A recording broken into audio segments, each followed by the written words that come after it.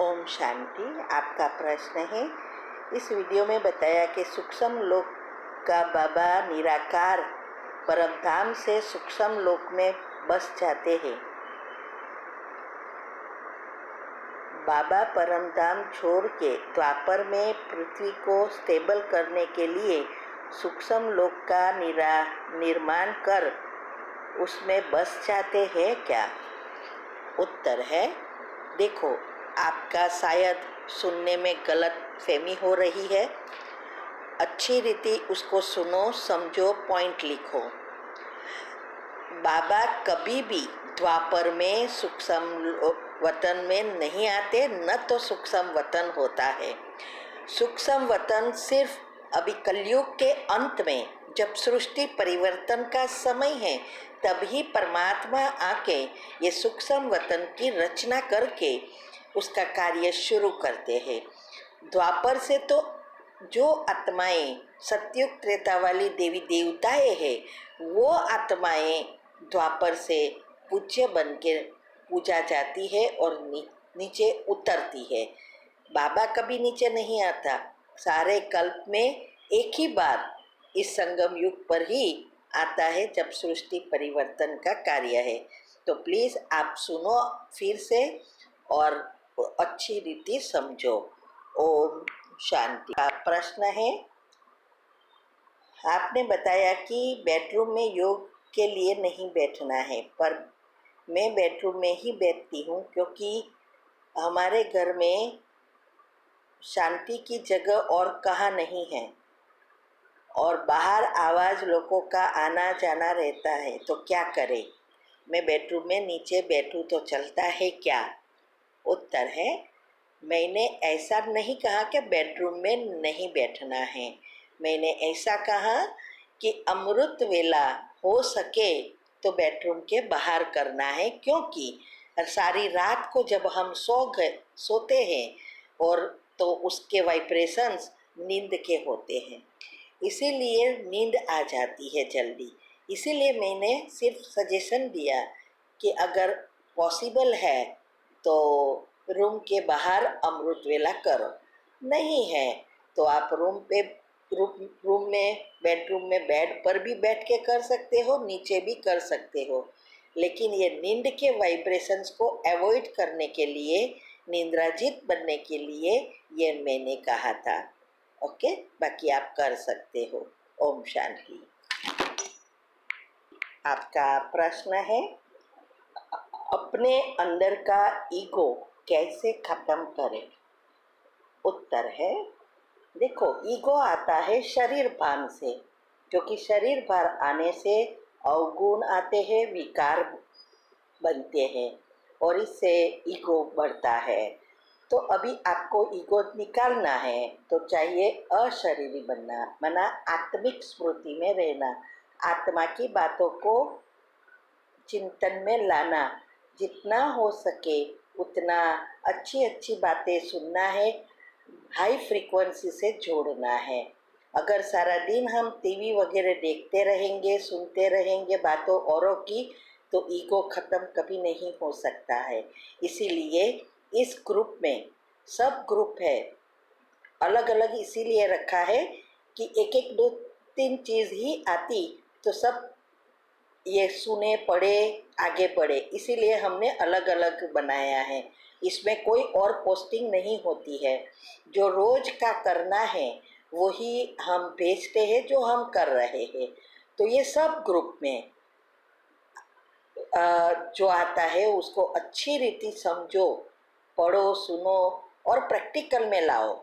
जैसे कि तीव्र पुरुषार्थ में रोज मुरली आती है, वो यूट्यूब से एक दो में टॉपिक हमारे अच्छे अच्छे भेजते हैं, और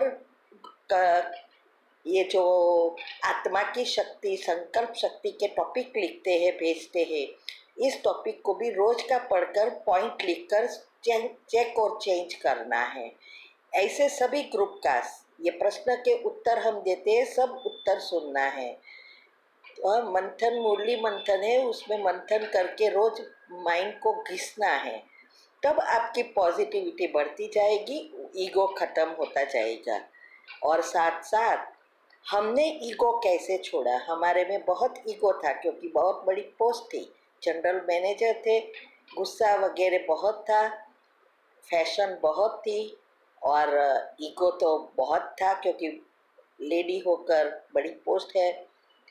तो इसको हमने इसी से हमने ख़त्म किया। और ये सब ऑडियो भी रोज ग्रुप में आती है कि हमने कैसे ये सब धारणाएं करके इस अवस्था को बनाया और यहाँ तक पहुँचे। तो वो ऑडियो भी आपको सुनना है। सब रोज का रोज करेंगे तो मन बुद्धि घिसेगी और दुनियावी चीज़ों से डिटेच होते जाएंगे, क्योंकि इस बातों में गहरे राज समझने से इंटरेस्ट बढ़ता है, तभी आपके ईगो खत्म हो सकता है। तो रोज चेक और चेंज करना है। ओम शांति। का प्रश्न है, मेरा बेटा एक्सेसिव स्वेटिंग प्रॉब्लम है, उसको एंजाइटी और नर्वसनेस का भी प्रॉब्लम है। जब वो नर्वस हो जाता है तो शर्ट भी भीग जाता है और hands and feet always sweating. मुझे लगता है उसका हेयर लॉस बोटलेस भी नर्वसनेस के कारण हुआ है। क्या मैं उसको वाइब्रेशंस दे सकती हूँ? उत्तर है, देखो, पहले तो आप डॉक्टर को बताओ। ऐसी चीज़ें हैं कि क्यों होता है, क्या होता है, और डॉक्टर जो कहता है उस अनुसार हम सकाश भी दे सकते हैं।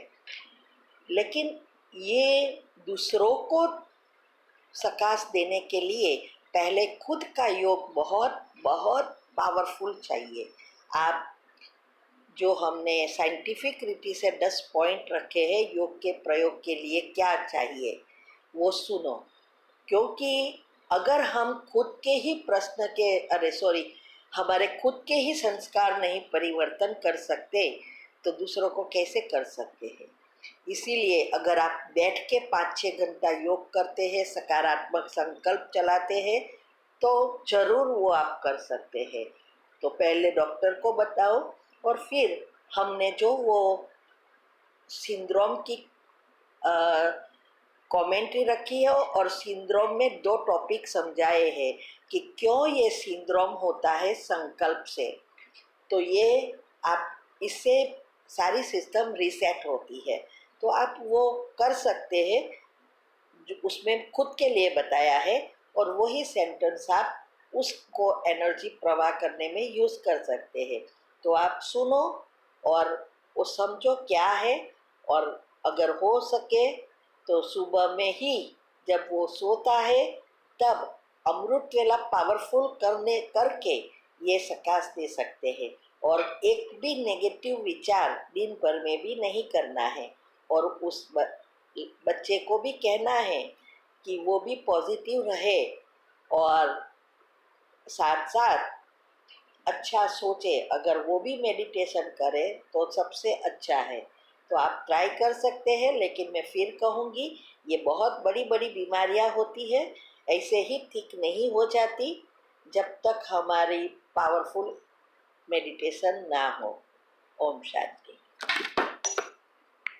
आपका प्रश्न है, कर्मातीत अवस्था क्या होती है, अच्छे से समझना है। उत्तर है, देखो, ये कर्मातीत के बारे में हमने यूट्यूब पर समझाया है अच्छी रीति कि कैसे क्या होती है। तो कर्मातीत अवस्था का अर्थ है कर्म करते हुए कर्म बंधन में नहीं आना है।